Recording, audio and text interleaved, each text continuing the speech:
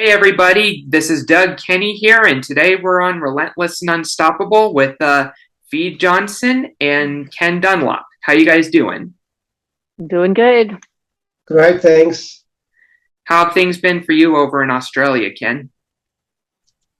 It's been pretty good. It's crazy weather at the moment. It's, as I said, there's flooding in Victoria. We've had lots of floods in New South Wales here as well. So it's just, yeah, absolutely crazy weather, but it's always lovely.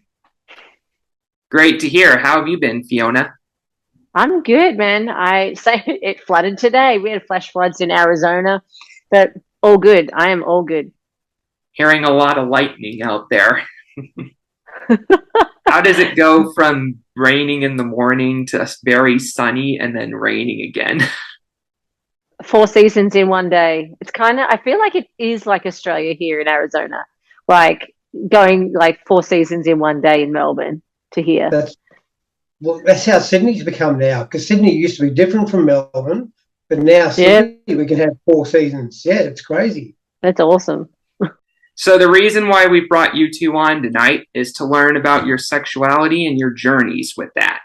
So, we'll start with you, Fee. Ladies first. Oh, ladies first. Okay, what do you want to know? So, what do you identify as? I think I'm a bit complex when it comes to this, because it depends on who I'm dating. I came from a place in my heart where it's like I didn't know I want to put a label on anything. I just thought you could love anyone. But I do prefer women, so I say I'm a lesbian or I'm gay. But I have dated men in the past, and I do enjoy men. It's just like I really like I date women. So it's I was bi, I guess I was bi there, but now like I'm dating a woman, so I class myself as gay or lesbian. Cool to hear. What made you start in that journey of accepting and living it? I kind of was blessed that I didn't know any different. I am old, like I am an older generation person, so it was not accepted. I was like the church, and they wouldn't accept that. But in my head, I just assumed everyone loved everyone, and it wasn't until I was like 11 years old, and I asked my grandmother, who was very religious. She said, "Oh, you'll marry a man one day," and I looked at her really strange. And I go, "But what if I marry a woman?" And she was just shocked. And I was so confused because I just thought you could just marry anyone. Um, and so I knew something was wrong with it. So I tried to hide it. And then it's like later on when I wanted to like kiss a girl, I was like, oh, everyone does that. That's normal. No. Kind of thing. And so I had a hard time accepting it. Like I really did, because like society tells you to put a label on it. And I was like, why can't we just be us? You know what I mean? So I have never hidden it. In that sense, I told my family, like if I was dating a guy or a girl or whatever, and it was hard for them. So it hurt me. It was hard for them, and I lost friends, and they lost friends because their daughter was gay or whatever. But um, I I just didn't have that thought process that it was wrong, and I still don't have that thought process that it's wrong. I never have. So people, when I'm out, like even my ex-wife, like she sometimes would pull her hand away, and I'd be like, "But why? Like, why can't we hold hands in public?" Like, you know what I mean? So I've always accepted it. That's great to hear. What about you, Ken? What's your sexuality? I'm 99% gay. I did, when I was younger, date a couple of women, but it just wasn't for me. I think I did it mainly. I'm not sure if it was to try it or to be normal type of thing, if there is just such a thing as normal. Um, but I realised very young that I was different, and when I was about 16, again, it was pretty tough back then because this is going back into the mid 1970s, and at the same time of dealing with my sexuality, I started learning to become a professional wrestler. And in those days, that was a very, very tough macho world.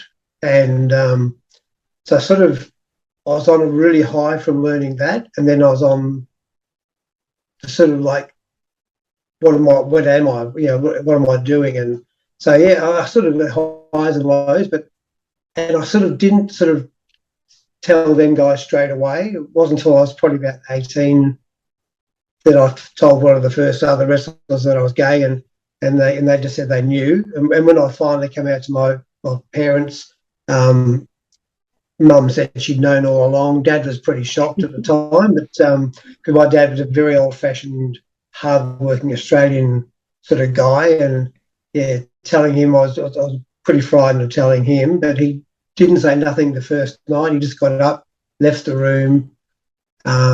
It wasn't until I think 2 days later. The next day he didn't speak to me at all, and I thought, oh God, what's? So I was going to pack my bags and go, and then finally he said, look, I don't understand it. You're my son. I love you. Just don't talk about it. That's awesome. Yeah, well, not that don't talk about it, but yeah, we didn't talk about it for about 15 years or more. It's only when my mother got ill and then she passed away at a young age that Dad and I became really close, and then it was just normal. He was totally cool, and when I met Joey and took Joey down to meet him the first time, he said straight away that Joey was his son-in-law. So, and it was great. That's awesome. Yeah. That's great to hear. Tell everybody a bit about your book, Ken. Okay, there it is there. Dazzle Dunlop, Inside My Squared Circle.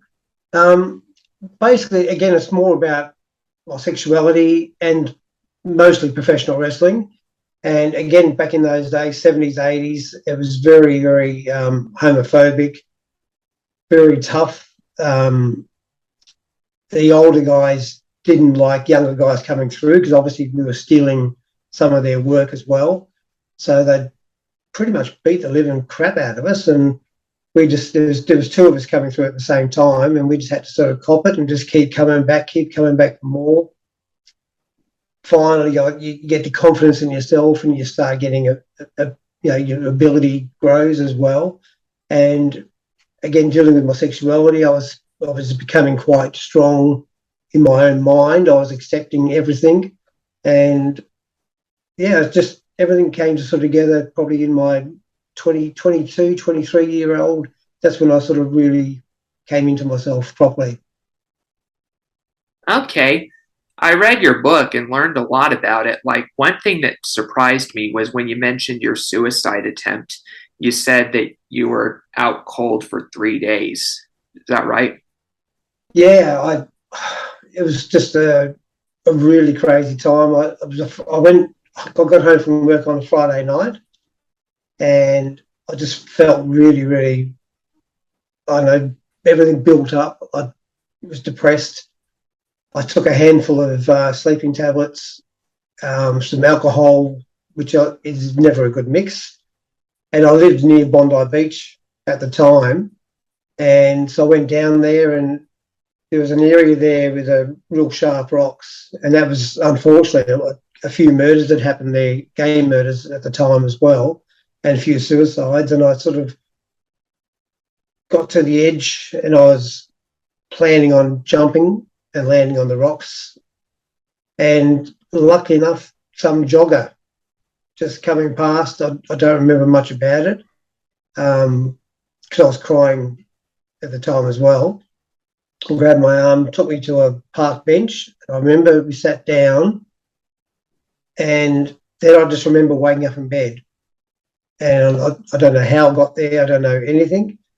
And I thought it was Saturday morning. So I walked to the local news agency on the corner, and it was Monday. And wow. I was really, really shocked. And I looked at the paper, and I said to the guy, I said, what day is it? He said, Monday. And obviously I was supposed to go to work, so I rang up work and said, look, I'm in a bad space. I need a week off. and I had a couple of really good, strong friends at the time, and so I rang one of them, and his best friend was a psychiatrist, and he rang her, and she took me in and chatted to me that day, which was fantastic. And That's awesome.